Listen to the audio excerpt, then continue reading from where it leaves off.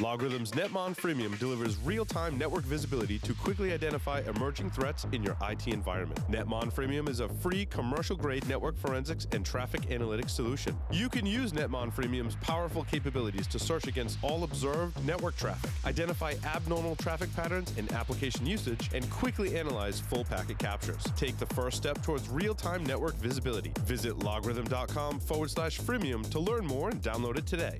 Make sure your team is prepared to fight off the latest cybersecurity threat. IT Pro TV is the resource to keep you and your IT team skills up to date. You can stream IT Pro TV's courses live and on demand worldwide, so there's no need to send staff to off-site training. Their team solution provides access to a supervisor portal for full control over your team's training schedule and group analytics. Go to itpro.tv/Security Weekly and use the code SW30 to try it free for 7 days and receive 30% off your monthly membership for the lifetime of your active subscription. To learn more about IT Pro TV's team solution, sign up for a free demo of their supervisor portal. NetSparker, the developers of desktop and cloud-based web application security scanners that enable you to automatically identify vulnerabilities in your web applications and web services. NetSparker scanners employ a unique and dead-accurate vulnerability scanning engine that automatically verifies vulnerabilities with their proof of concept. For more information, visit them on the web at netsparker.com or email at contact@netsparker.com. A corner on the market like that. Yeah. Hey, everyone, we're back. Hey. We just share it. But that was an interesting story. You were telling me that when you went to South Dakota, in like Sturgis, right? There was one cigar store. Yeah. And we went there, and the guy was talking about how many cigars he sold in a day. And he said, Vaughn, hi, if you're listening. I kept trying to Vaughn. Hey, Vaughn. He said that sometimes during Bike Week, which is in Sturgis, and understand that Bike Week in Sturgis, which I've never been to, but my brother goes to, they have something like 750,000 people come during Bike Week to Sturgis, South Dakota. And people like my brother and his friends ride their Harleys there, and they ride like 2,000 miles to go, and they sleep in a field. But the guy said that they sometimes sell $40,000 a day in cigars at the window. Wow. Well, Doug, that sounds less impressive hearing that there's 750,000 people. Well, yeah, I mean, you're right. True. But Deadwood's not at Sturgis either. It's like but there's a bike. They have a poker run to Deadwood. So all these people ride their Harleys from Sturgis down to Deadwood and buy cigars and have drinks and whatever, and then they head back. So there's no cigar store in there's got to be something up there, but this place was that posh. many people. Yeah. This place was posh, and you probably can't get near anything in Sturgis, so people are like on the outskirts, just probably head off down there. So we could do the Paul's Security Weekly live from Sturgis Bike Week or something. Yeah, right. That'd be freaking. We'd all get our ass kicked. Nerds. They'd be like, no, hold on, those guys have the good cigars. Well, yeah, we'll forgive them showing up in a VW Beetle bus. That's right. But they have the good cigars. Yeah, exactly. I think the whole show would just be like people beating on. It's like Hell's Angels beating you into the ground. Oh, boy. Welcome back, everyone. We would have some announcements, except my teleprompter. We're doing some webcasts. Make sure you subscribe to the Security Weekly Insider List. We will have some on-demand, which is kind of exciting. We're launching a new program for on-demand webcasts. Coming up, what do I have? Someone tell me what I have coming up for webcasts. Do we have one next week? Yeah, you do. I do. Now I got to remember the topic. What is next week? We crammed a lot of webcasts. I got my insider list yesterday or something, so we have something. It looked good. Of course, it's good. I put it on my calendar. We're slated to do a a series of webcasts in addition to some on-demand content as well. Yeah. Which is very much like a webcast, except it gives you more opportunity to register, so it's not as opportunistic as our traditional webcast series. But we will have our opportunistic webcast series next year, in addition to some of this on-demand content, which I'm really thinking, and I'm ready to announce publicly that it's going to be kind of like the state of a particular technology or area within security. You'll hear those of us that are on Security Weekly, myself and others, probably Doug and Jeff and John Strand and Joff and others talk about a particular technology. and then up to 3 different vendors kind of give their take on it in short 10-minute bursts. We'll occupy the majority of the content to give the kind of the state of the whatever. Well, the one we did last week, we talked about file systems, and we talked. And those are very targeted, right? So, like in the regular webcast, my goal is to be very targeted and talk in depth about a particular technology. My goal with the on-demand series is to kind of give the state. So that one, an example, would be the state of forensics. So I'd love for you to come on and do the state of forensics, talk about current tools and techniques, and then maybe have some vendors that we choose to come on and kind of give their 10-minute take on the problem and the solution. So I think I'm excited. A lot of people want to see that, and there's a lot of industry people that are going to benefit from seeing content like that. I can see Jeff's hand like in my face, but there's a lot of industry people that want to see content like that. I like to see content like that because I think all of us are out there going, how do you keep up with all the things that are going on? Because there's so many things going on all the time. Every time I come on the show, I'm like, okay, I might as well quit now. I'm going to go back and become a harmonica player. I know that we do have one slated for Pony Express coming up that'll talk about wireless technology. And we're going to use some of Pony Express's technology and talk about our experience. So you definitely want to check that one out. I will. Paul. Security Weekly. Wow. I've been hitting this. We're all going to speak in third person now. We're all just Doug's feeling funny. Jeff is thinking the better the headphones, the better we hear you cough. That's right. I was just choking. I don't know what's going on. It's a long story. I tend to cough more when I drink the bourbon. It's a long story. Mm-hmm. It's medication related, but exactly. Keep saying about Xanax and heroin too. Those are medications, right? Well, they are. Yeah. It's the meperidine talking. Anyway, I don't know what I was saying. I don't either. So, Paul, you wanted to talk about Hackfest. Yes, let's do that. That's a fantastic idea. Let's get to some actual content, Jeff. Speaking of heroin. Okay. You start. So I was involved with when it was called the Pentest Summit. Yep. And it was the Pentest Hackfest Summit several years ago. It was at the Paris in Vegas. Yep. Then it was next to Camden Yards in Baltimore.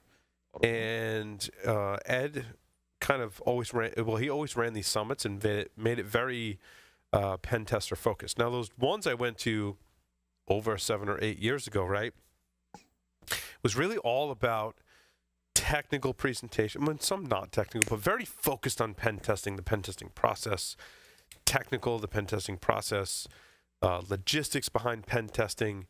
Very, very, and they were great. Don't get me wrong. I mean, I remember having awesome conversations with people like H.D. Moore and Vinny Liu at these pen test summits.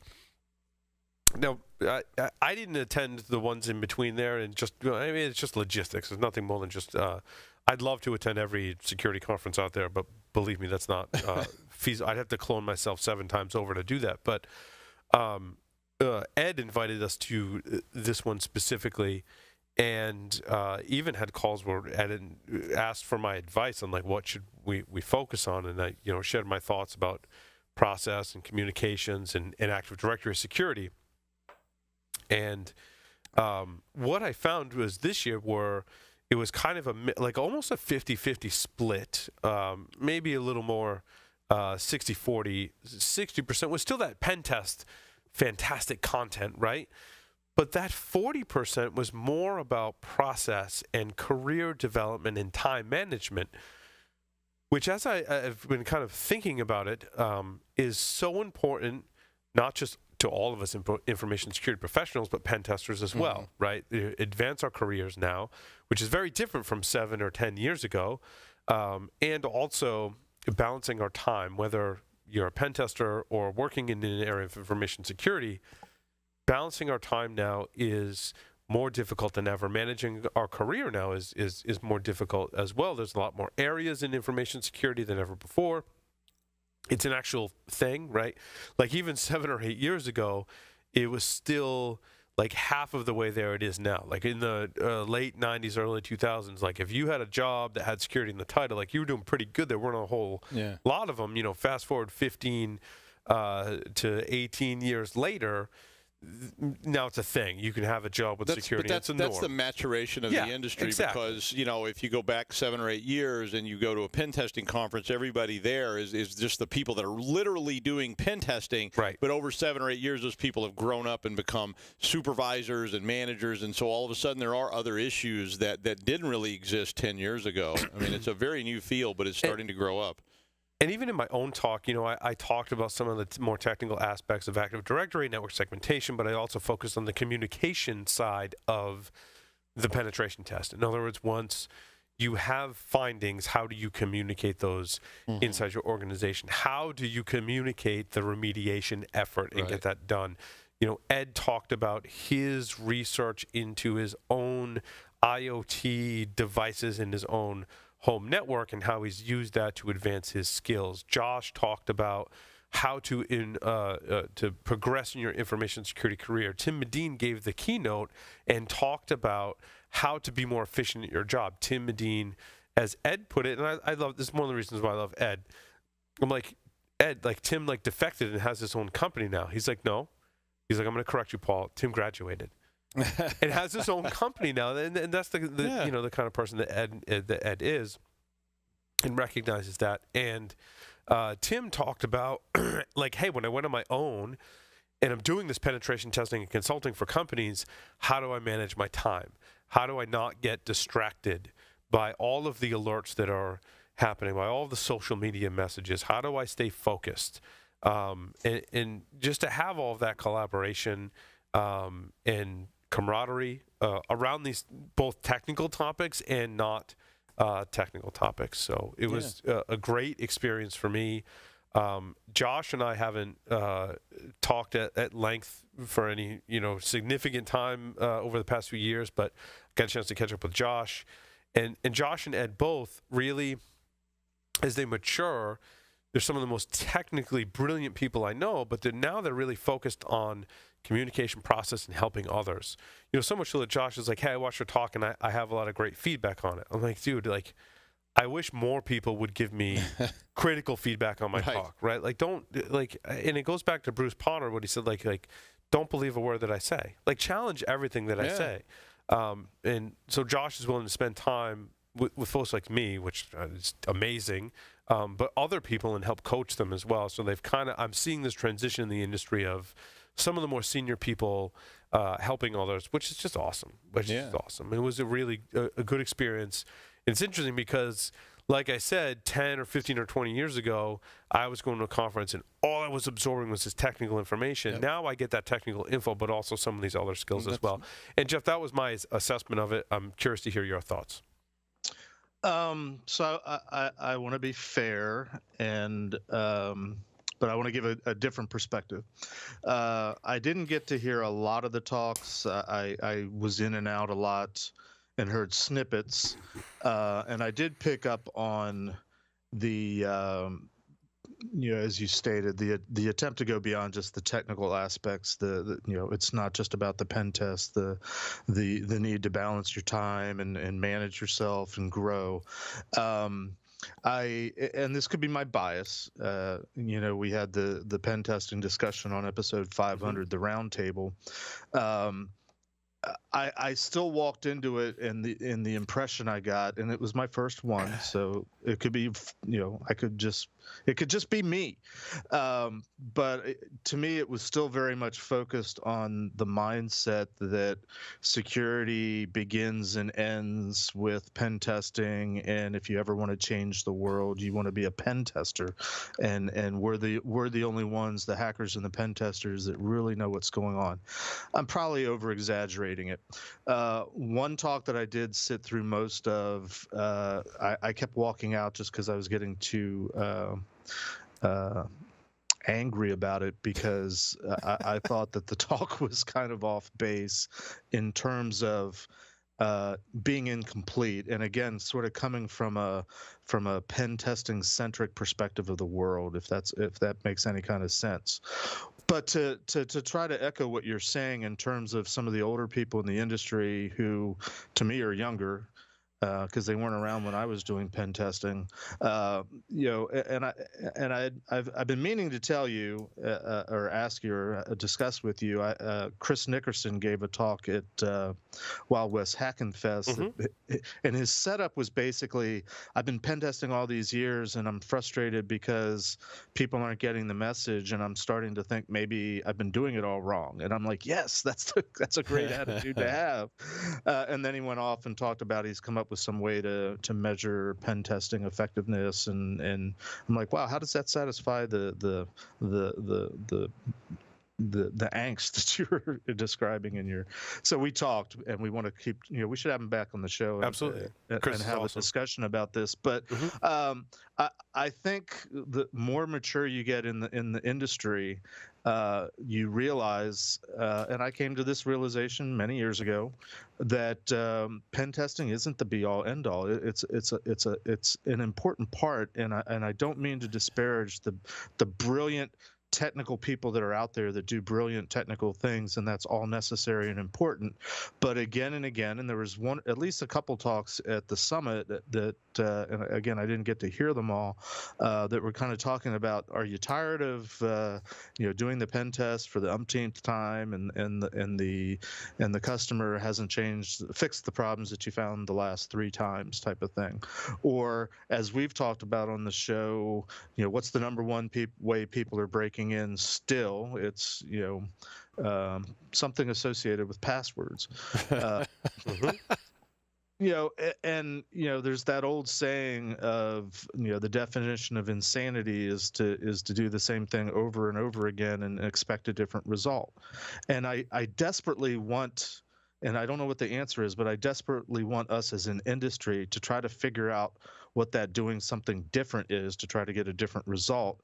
Unfortunately, too often we come at it from our own experience and perspective, and so and it's not the fault of the summit or Ed or any of the people involved. I think it's this whole industry that we've built around infosec or cyber security, as we now call it, that we see the problem, we see that there's something needs to be changed, but our experiences are limited, and we can only go with what we know about, and so we're constantly going back to sort of a pen testing hacking mentality of how do we do this. Communication is important. Balancing, all the things that were being said were good for the most part, but to my way of thinking, incomplete and myopic in the sense of it was still sort of pen testing hacking centric. I don't know if that makes sense, and if you'll ever have me back on the show again. No, well, I mean, you made a lot of points there, Jeff. I'm just trying to think where to start to respond to some of those, because I don't necessarily fundamentally disagree with many of your viewpoints. However, I do think in the context of your comments in the conference, I think it was a success in that we're getting more focused on realizing that we're finding these problems in enterprises, in organizations, and that even though they're progressing in their defense and security architecture, we're still able to find all of these deficiencies. And yeah, we may pick on common themes such as passwords, but those tend to morph and change a bit over time. And it's still a password issue. It just looks a little different as we move forward. But what we've realized as an industry in pen testing is that, hey, they're not fixing the things that we're pointing out. So we have a tendency to think, well, pen testing's we're awesome, we're pen testers, we can find all these problems. This is great. We know how to break into all these organizations. But I think where Chris is coming from, and many of the other testers, and Ed, and all of the other people are like, well, how do we get people to actually implement the fixes? Right. And I think we're all struggling with that same basic question. Yeah. Is how do we get people to listen? How do we get people to understand? And I don't put that fault on the pen testers. I think the pen tester community really wants people to fix these problems. And when we drop off those results, we're realizing that it's not the fault of even the people we're making aware of the results, maybe not the fault of management, it's the interaction of all these 3 parties that there might be a communication breakdown. And more importantly, the interaction between the folks trying to make things work, the folks trying to support the infrastructure and management and the business risk. Like, why isn't security becoming a process that's just done based on someone has basically walked in your organization and been like, look, I owned your entire organization and here's how I did it. And the frustration point is, why haven't you fixed that? And I think in my assessment of this situation, it's been that way for over a year now. It's been a focus. It's a communication and leadership problem. Yeah.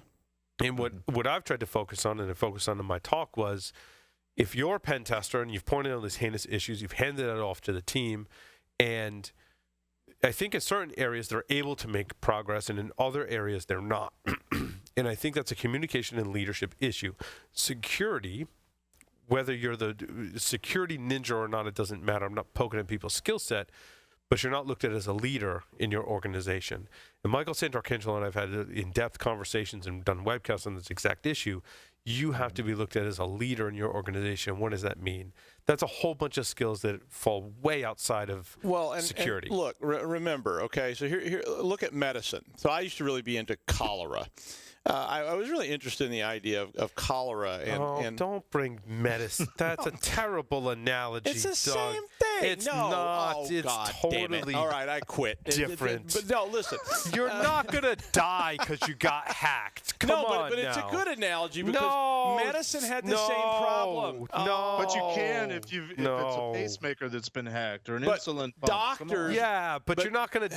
But doctors were trying to convince people that if they kept doing the same things, they would die. And I know it's the same thing in hacking, but cholera was a really good example. Doctors are trying really hard to learn. It's a terrible example. All right, well, okay. Just stop.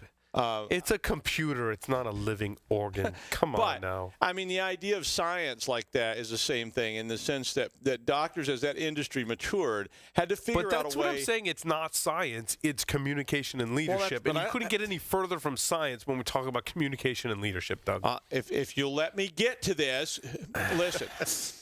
Doctors had the same exact problem. It has nothing to do with life or death. Doctors had the same problem in the sense that as the industry matured, there was nobody who was respected enough by just average people to listen to them. So when they went out and they tried to talk to the public, what happened was the public went, yeah, you're just some crackpot, you're a hacker, you're whatever you are. And they didn't get enough traction with the management. But as that industry matured and you had leaders like Ed or we can all worship Paul or whatever, or me. Feel free to worship me. There's a shrine to me somewhere on 195. But as that happened, people were able to then leaders were able to actually stand up and speak and say, this is what you should do. Okay, well, then fine. No, it's not, because when you talk about a doctor that's trying to, convince the general public of a particular message, that's completely different from penetration tester with their internal, external reporting results to an internal management structure that's running a business. We're not talking about the health of people and their view of health. I think that's a really bad analogy for a number of reasons, because we're talking about running a business and analyzing risk and understanding each other's point of view of the problem. And when we put it in the context of an organization, you've got people that are able to point out problems, you've got people who are able to fix problems, and you've got people who are trying to help manage and run the business. If we all sit around the same table, we can work it out. There is no analogy to everyone's personal health in that situation. We're talking about running a business. I'm not talking about health, though. I'm just talking about the idea of trying to convince people of something that's scientific, so it's complicated and they don't understand it. And it has nothing to do with health or the actual analogy of medicine. It's more just about the practice. So when you have doctors who are these weird specialists that nobody understands what they do, especially when you talk about the 19th century or the 17th century. Nobody knew what these people were doing, and they didn't either for a lot of the time. But as they tried to take that to the community, you had people that were just like hacker pen tester people going out trying to explain stuff, going, now, see, let me explain these dust mites. And everybody's going, I don't know, it's just some weird crap. And that's what you get from management when you go in and you try to talk about pen tester, password security, or good hygiene. And as that industry matured, you suddenly stopped having specialists and you started having people that had been around a while. They became respected. They became well known. And all of a sudden, those people did have the ability to speak in a more general way to a wider audience and get them to actually listen. And I think that's kind of what's happening with security, which is the analogy has nothing to do with health or humans, which I have nothing but disdain for. But, I mean, it's all about just the maturation of that industry and how that evolved with a very specialized person leading into a more general person who could try to explain that in a general sense, which is what we're doing here.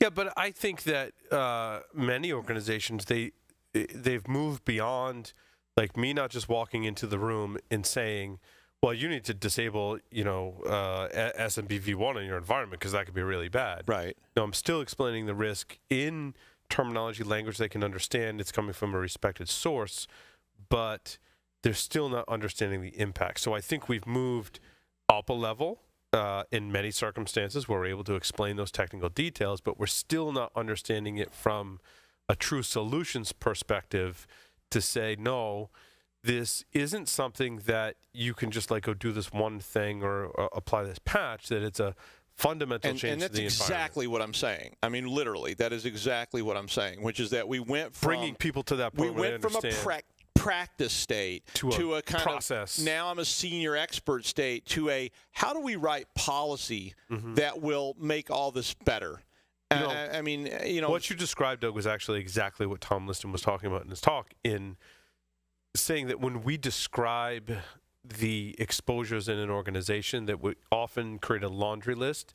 Instead, we need to create an executive summary that talks about process-wise how to fix that, but also the impacts of not implementing that process. You have to sell it at a policy level. So you're having to sell it to very high-level people and say, how do we build policy? Because we're no longer worried about this individual instance of death. No, we found common ground as soon as we got off the personal health thing, which I hate. So let me go ahead, Jeff. Another point, Jeff, you're up. To get your comments on, and this is not the summit in particular. This is sort of the industry in general that, and it really touches on, which we haven't talked about yet, the vendor side of the industry, which we can all agree is we can assign fault to everything that's wrong with this industry to the vendor side.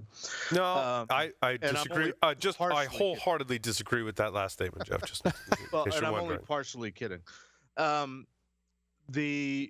The notion, we had the discussion in terms of pen testing, but a lot of the industry, a lot of the technology, a lot of the discussion is still focused on vulnerabilities. And the talk that I've been giving this year, and I feel like I need to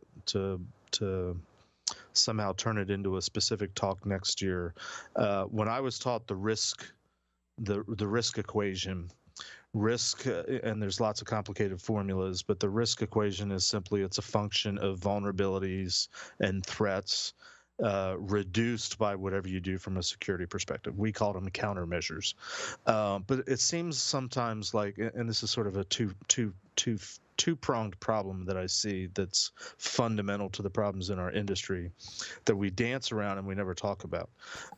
One is we need to agree that vulnerabilities are here to stay, and they're not a variable in the equation. I'm oversimplifying. They're more of a constant. So what do you do then?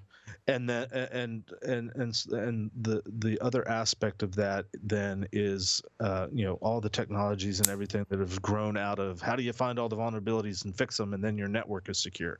The second aspect of that is this whole security industry that we call the security industry has been built on the premise of all the technology that you're using to conduct business, you need to make sure it's all secure and everything is locked down, and it's kind of a one-size-fits-all. If there's a problem anywhere, it's the weakest link in the chain, and everything falls apart, which is oftentimes true, but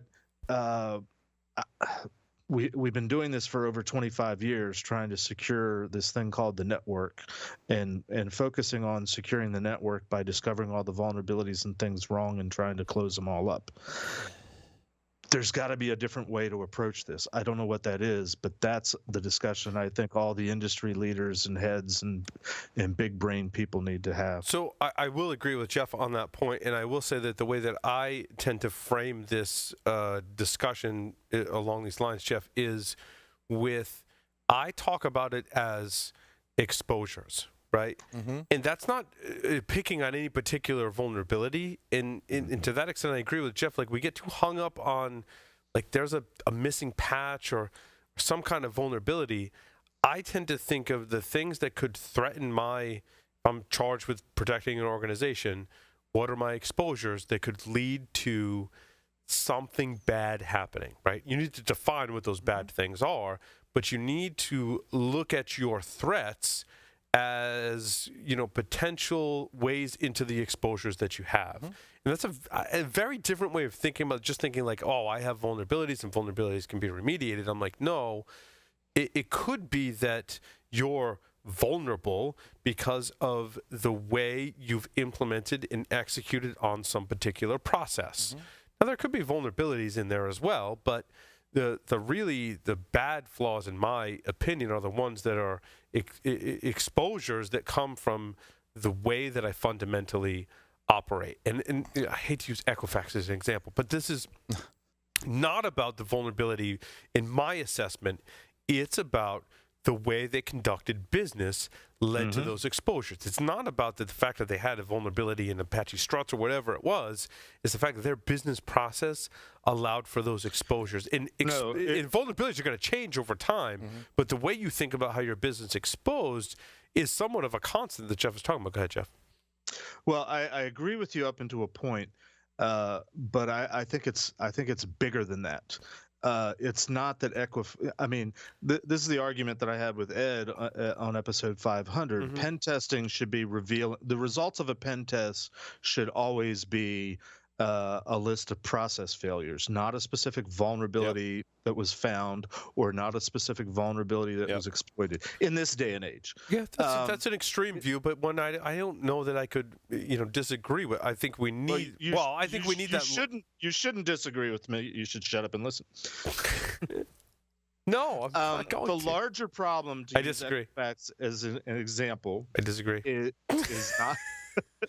Let me use another medical example here to explain. All right, hold on. Jeff, Jeff, go ahead and finish so I can disagree. Okay.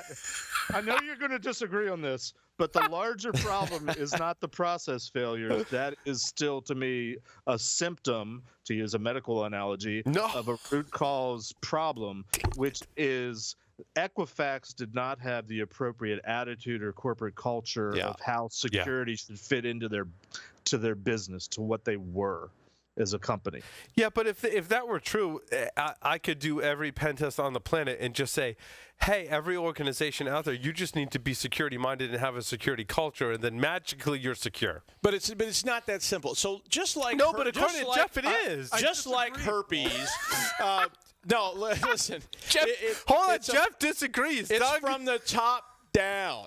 It starts at the policy. I mean, this is the auditor's, handbook. It starts at the top. It's policy, and that policy dictates practice. And then the pen testing people are looking at the practice, but you also have to look at the policy, and that policy is going to create that sort of gestalt picture. And so, just like herpes, which is forever, we will never be rid of vulnerabilities. But okay, I'm sorry.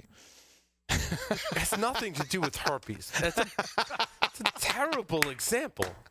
That's a terrible example. Well, I was just doing that to, bug you. So is it much like herpes? That have to do HIPAA compliance are totally in line with what Doug said. Like Trojan herpes, or like how do Trojans play in? Trojans can prevent herpes in your example.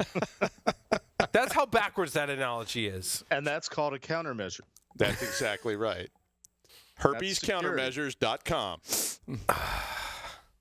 Okay. So to go back to the risk equation, our industry refers to security as the big picture. That's the industry we're in. Whereas the basic risk equation, where risk is a function of vulnerabilities, threats, and countermeasures, substitute the word for security. Security in and of itself is just one variable or one component to an overall risk equation. But we've built a whole industry out of it, and every vendor on the planet misuses all the terms of vulnerabilities and threats and all of their advertising pitches, including companies that sell services, to try to generate revenue, conduct business, which is, we're always going to have that as a problem, but to try to educate or communicate to customers why they need to do things differently.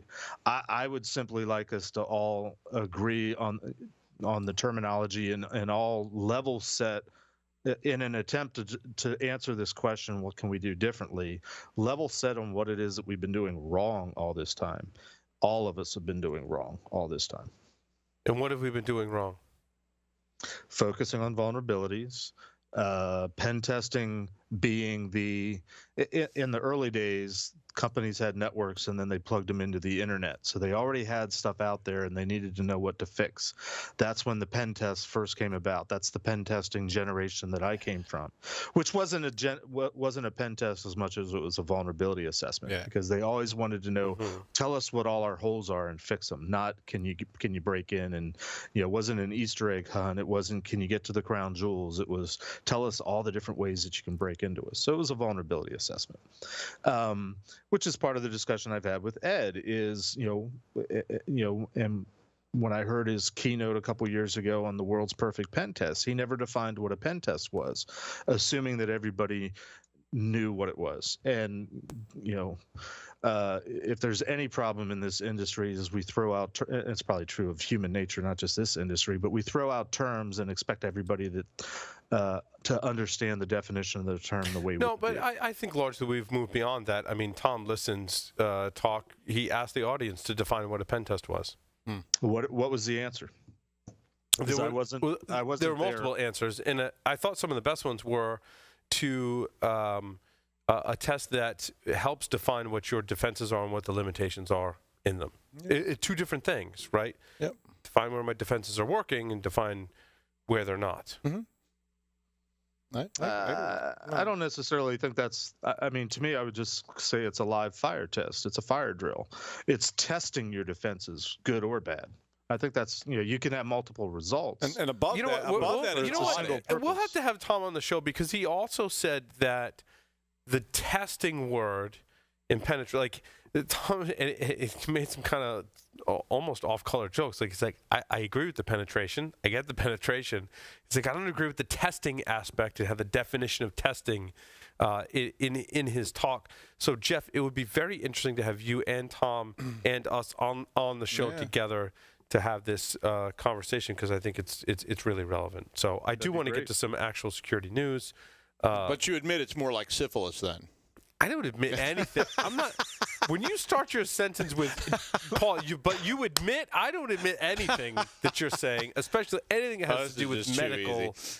Okay, no more medical stuff. I segue promise. into the news, please. I apologize. Let's go to the news. I put up an article that unfortunately you have to register to read the whole thing, but the little bit that I could read, I thought was interesting because the article is called where'd it go? Deloitte ranked number one by Gartner in security consulting. Yeah, we'll get to that one. Are the after effects of a cyber attack as damaging as the initial impact? And the subtitle was 60% of firms are more afraid of reputational damage than data loss. And I think that's a good interesting discussion we've been having. Yep. Most of the companies that I've dealt with over the years as consultant customers, even within the PCI world, which supposedly they knew why they were doing PCI, they really didn't have a good fundamental grasp of what they were trying to do in terms of the goals of security. Finally, Jeff said something I wholeheartedly agree with. Well, you should rephrase it, restate it, put it in your own words. We're in agreement on something. I love that we disagree though, because I think sometimes we agree too much. Yeah. So admittedly, I might have played a little. Well, I might have played a little more devil's advocate than normal on there, just for the. That's fine. And just to back up a point, because it's fun, and everyone should see people's different viewpoints. And I like to represent different kind of factions in our audience that might be penetration testers or might be defenders, and kind of take it from their perspective. If you have strong feelings or a perspective that you think wasn't represented on the show, we want to hear about that, certainly. Be prepared to have Paul disagree with you. That's right. I might disagree with you. And don't use medical analogies. Let me just say that, okay? Hanging out with you guys, I've reached now, you've helped me reach this like point in my career where like I'm less and less afraid to disagree and voice my opinion and be more of a curmudgeon, and for that I thank you. Yay! That's awesome. I think. You'll never work in this town again. That's right. That's right.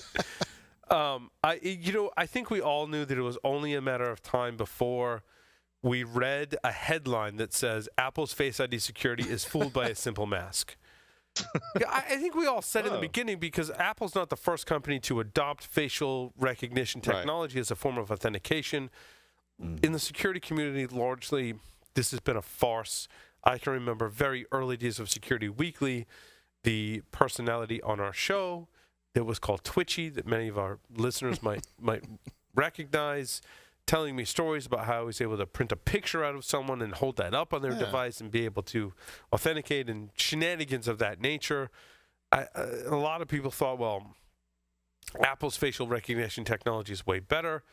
Yeah, it is. So instead of a printout, you can just put a mask on and it defeats it. So like a physical 3D mask rather than a printout. But to me, it's much 2D versus 3D. It's much ado about nothing, because security's always been about not one thing but many things. And when you try to cache security into this one key thing that's going to stop everything, you've already messed up bad. I mean, that's always one of my stories I tell about these guys who spent all this money on the security door for their server room, because I broke into their server room just guessing the crypto. And they built this big door that had this fancy, thumbprint identifier and all this stuff. And I climbed over the wall. I mean, literally, the wall didn't go all the way up. You know what's interesting in that respect, Doug, is when I was at the university, there was a firm, and it was probably, to Jeff's point, for compliance, right, that we had to have some kind of penetration test. Right. And I was the lead security person. I've been working there for some time. And I'm like, guys, I've been at this for a while. Like, let's talk, right? Yeah. And they're like, well, there's a physical component. I'm like, yeah, let's talk. I'm like, you want to be challenged? I'm like, try and get in our data center. And they're like, really? I'm like, yeah, actually, if there's one thing I'm truly confident at in our security posture, is that getting access to our data center is going to be damn hard. The guy tried and he pretty much failed. Well, good. And he was a good guy. He was very good at what he did.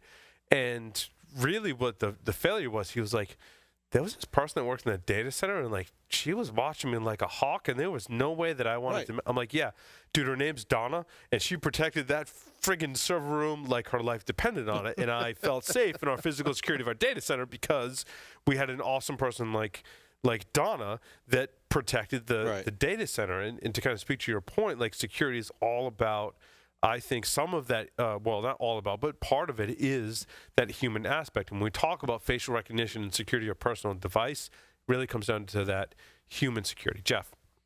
So I have two data center stories that both of you reminded me of. The one was I had a customer that was a very large, I won't say what they are. It was a PCI customer. They had a large data center. It was a Midwestern operation, and they had the securest data center because they had this probably 50-ish, 60-ish year old woman that was the security guard that was responsible for access, and damn, she was good. Yeah. I mean, like if she doesn't recognize you, she was going to be like I started at the university and she didn't recognize me, and like I had to go get one of my coworkers to be like, hey, can you tell Donna that like I actually work here? Because even though she looked it up in the database, she still doesn't believe me. Like, and that's good security. Yeah. My second. Can we all agree on that? That's good security. We Can we agree on that? Yeah. We agree on that. We that is agree on good that. security. There you go. The second one was I was doing because a lot of times data centers are colo facilities. I was taking a data center tour. It was a colo facility. I don't even remember where it was. But I was getting the dog and pony show from the hosting company, and they were showing us all the real fancy air-gapped man traps to get into the data center floor, and all the, they're going through all the rigmarole, and then they're walking us around the data center floor, showing us all the cool cipher locks, and there's cameras in every which way, and you're never not on camera except for certain rows. And then we get to the actual cage where my customer had their data. And I'm looking at the door, and the door to on the inside of it to get out had a push bar, and it was all fence. And I'm like, that looks kind of weird. So we went inside, and they had like a closet that had some equipment and inventory, extra cables and stuff. I said, can I borrow one of those cables a minute? And they're like, sure, what for? I said, I just want to try something. So I grabbed like a 6-foot Ethernet cable, and I walked out, and I said, close the door on me a minute. And I threaded it through the top, a couple inches. Oh, and the push bar had like an 18-inch steel panel on the other side, so you couldn't just reach through. So I just took the cable and stuck it through above the panel, and I dragged it down, and I grabbed it underneath, and I was in. Cipher lock defeated. There you go. And the you funny must be part a genius. I'm a genius. The funny part was the guy that was the host. His face just drained of all color. He was like, oh my God.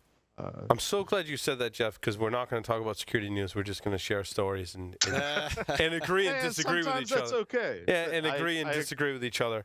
I disagree. I think we should do one more story. No, I disagree. I think we should talk about when we went to Hackfest. Travel to Hackfest with Sam and Riley and myself was uneventful, which is good when you're traveling. Yeah. It was great. We saw the Washington Monument. It was awesome. We drove like right past it. It was great. And, saw some of D.C. and hang out, drinks and cigars. But the one hiccup is that when we got to the airport, we went to our rental car. And our rental car was a GMC Yukon. And so I happen to have a GMC Yukon to fit my gigantic family in a car. We needed to buy a Yukon, so we have a Yukon. And so we walk up. I'm like, oh, I'm familiar with this vehicle. It's cool. So we open up the back hatch. We put all our luggage in. Right now, think about this process.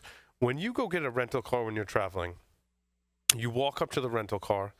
You unlock the car. You open up the trunk or the back seat. You put all your luggage in. You get in the car. You shut the door, and you start the car. Right? That's your process when you get in. Well, if you say so. Okay? I might disagree, but okay. It's most people's process. So we did that. And when I started the car, it like made this heinous like clicking sound and made all kinds of errors. And I'm looking at the dash, and I'm like, it's telling me the battery's dead. So we flagged the guy over. I'm like, dude, like the battery's dead. Now, I tell you what, they were great about it. They brought another vehicle around. We ended up with a Chevy Tahoe, which is essentially the same car. And they're like, that's great. And so I asked the guy, I said, the battery's dead on this. He's like, yeah, I know. I'm like, do you want me to just leave the keys in it and shut the door? He's like, yeah, that's fine.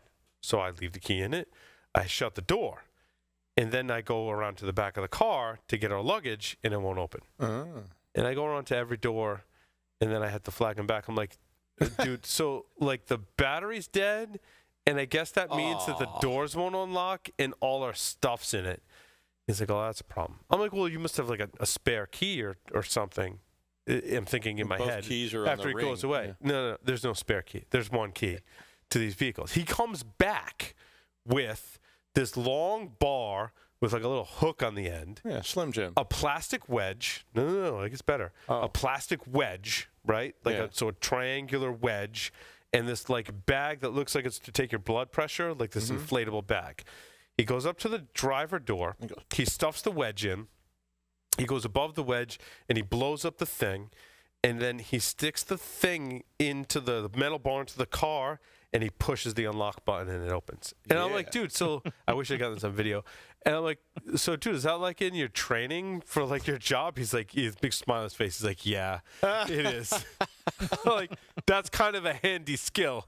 And then like basically 30 seconds flat, he was inside the get vehicle. me one of those. So and this is awesome, right? This is a great example of in the early days, one of the philosophies, I guess, of firewalls was if the firewall had a failure, would it fail open or closed? Right.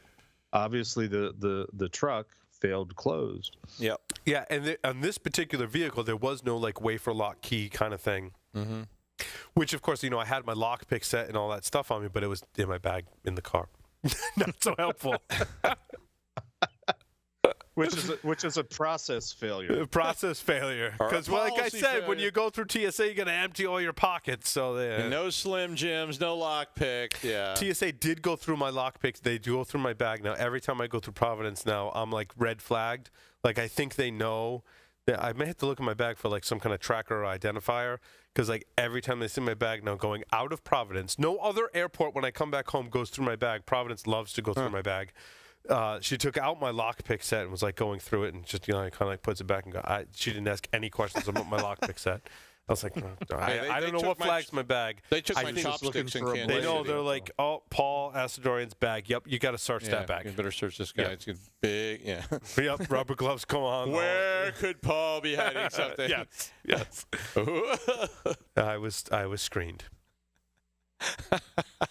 Yes. So we have time for one more news story. One more news story. Wait, did we talk about a news story? Was there? Yeah, there was one. Not really. We could talk about Deloitte being ranked #1 by Gartner for security consulting. We did have some news stories. They're in the show notes. You can go read them, which I don't know why we have this segment if you could just go read them. But DoD's Vulnerability Disclosure Program racks up 2,837 security flaws. The UK security chief blames Russia for hacks. I feel like if you're hacked, you can just blame Russia. Mm-hmm. I think when I read this headline in the article, I'm like, basically, because attribution is hard, you could say we were hacked and we could be an organization or a government or whatever, and you could say it was Russia. That's kind of what I feel like. Didn't attribution come about by product vendors having to explain why you should still buy their product? Because Russia could hack you, Jeff. Yep. But that's the beauty of it, is that you don't have to be correct in your attribution. You just have to claim attribution. Just like Kaspersky a lot, and you'll be fine. Yeah, exactly. Whenever they say, why did the students all hate you? I'm like, Russia. We actually agree on that point. Okay. Oracle releases some security alerts, e-business suite, and this alert that I linked to in the show notes also talks about Oracle Tuxedo. I'm not sure what Tuxedo is, but there was a U.S. CERT alert on it, which is interesting. If you follow the U.S. CERT, like they don't alert on everything, like only the crap that's really seemingly important. When I see certs, I usually refer them and tweet them. And now, what I find interesting is that we've got this whole DDE thing, and then there's a firm that found a 17-year-old remote code execution bug found in an Office executable called Microsoft Equation Editor. I haven't explored the technical details of this one, but what I find staggering is that essentially through DDE we can have code execution. Mm-hmm. However, if it's a code execution bug inside of Microsoft Office, Microsoft will fix it. But if it's a effectively code execution bug in some kind of process that's supposed to be there, Microsoft won't fix it. Am I right in this? Challenge me if you think I'm way off base here. It was third-party stuff. If you disagree with me...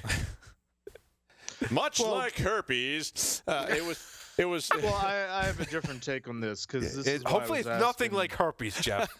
This is why I was asking the guys during the tech segment. I mean, they're so excited about all this virtual technology, and it's there's been no practical cryptographic attack discovered, and so on and so forth. And yet we get pretty regularly, at least in the last couple of years, the discovery of significant flaws and vulnerabilities in applications and components that we've been using for decades that were supposedly, secure and okay. Which, again, to dovetail back to pen testing, nobody's going to afford the 20-year pen test to find that vulnerability that takes 19, 20 years to discover.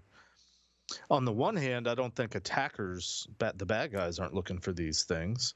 They might occasionally trip over them, but they're going to do the easy stuff that they always do to get in, what we consider to be easy, which are the things that we always find on pen tests that nobody ever fixes. So it's this infinite loop. And some of it's embedded old technology too, because I mean there are tools like this that were written by third parties. There are tools like this that were based on old protocols. Telnet's always the example I use for students, is that Telnet's embedded in so many things, even though it's not called Telnet or whatever. And this is not Telnet, but it's embedded in many things. And the fact that it's still in there, and that the version of Telnet or the version of BIND or any of these old protocols is still in there, those things can kind of loop back around to haunt you when somebody refines that same old vulnerability that was there 20 years ago. And maybe modern pen testers don't even know what that is because they haven't seen it in so long, and all of a sudden it pops right back up like cholera. Well, securing Telnet is easy. You just run it on a non-standard port. Exactly. That always takes care of all your problems. It's like putting a piece of tape over the lock that says this is not a lock. Don't attempt to open. It's like putting super glue over that gash in your hand. Exactly. Or taking Imodium if you have diarrhea. Stop with the medical analogies. So now that I've found what really annoys Paul, we'll never hear the end of it. Next week, gynecological tools for your... I don't care if I'm pinned on the mat taking punches left and right. I'm going to violently defend the medical analogies. Damn it. I win. Even if I'm wrong, I will defend the medical analogies. Well, there's a reason why they call them viruses, Paul. No, there isn't. It's a computer virus. It has nothing to do with a biological virus. I just want to say that it is today is November 16th, 2017, and I have seen, there may be ones before this, but I personally have seen my first article about predictions for 2018. The crowd goes wild. Everyone's excited about predictions. The wonderful thing about predictions is that you can say or make up anything that you want, and because it's a prediction, you don't have to be right. The Russians. Which is why I've always loved predictions, because they're so fun. I will say, while I wanted to really poke fun at this article as being way off base, the predictions are somewhat interesting and thought-provoking. Go for it. So with respects to ransomware and malware, just as an example, they say that backups will prove not enough to stop ransomware. They're going to see prediction that we'll see script-based ransomware and move away from portable executables, that security solutions will broaden their scope to consume events system-wide versus per process. We'll see health-related ransomware targeting devices like pacemakers, that the age of programmable malware will rise, that people will be injured or killed in 2018 due to cyber attacks. I think there's some pretty and the list goes on to talk about breaches, biometric security, government security, the job market, mobile cryptocurrency, GDPR, IoT. It's a very extensive list. Yeah. There's a lot of creativity in there. It's not practical advice, right? But it's interesting. I will say, in terms of prediction posts that we've covered in the past, this one is interesting and thought-provoking. And you need to be thinking. I think it's pretty cool that they're thinking about it. Again, in the predictions being what they are, complete bullshit usually. Yeah, but it's okay to bullshit in a prediction because it's a prediction. It's not. That is part of security policy, is that you should be thinking about what's next, because that's a part of that overall security, gestalt, is that somewhere out there these things are a threat. And the idea that someone could die from a hack or this whatever speaks more is to realistic. Like having an imagination about threat modeling. Yeah, absolutely. More so than just having predictions. And WebRoot is the vendor that put this together.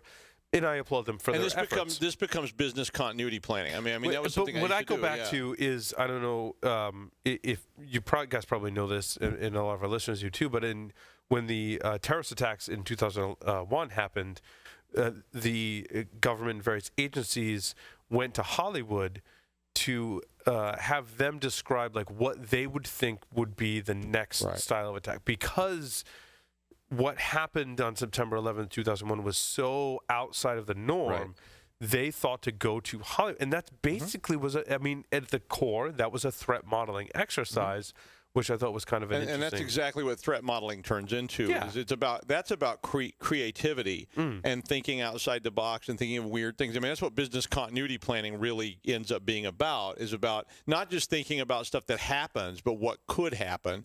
And that's why you end up going to those guys. What's interesting is we interviewed Tony Kirtley from SecureWorks on Enterprise Security Weekly, and we're talking about incident response tabletop exercises. We underscored the point that injects, and I describe those as things during a tabletop exercise, and Doug, you've done these before, right? That you either add stuff in or take stuff away from the exercise. This is a pretty good list to kind of help you thinking about, hey, like in my future tabletop exercises, what if there were ransomware that executed this way as opposed to the way we've traditionally seen? And in all of the other, there's an extensive list here. This is a good list to reference, I think, when you're doing these tabletop exercises. And that's what you should be doing in tabletop exercises. And you should be doing tabletop exercises because one of the first times I ever did a tabletop exercise, the exercise was about a solar flare.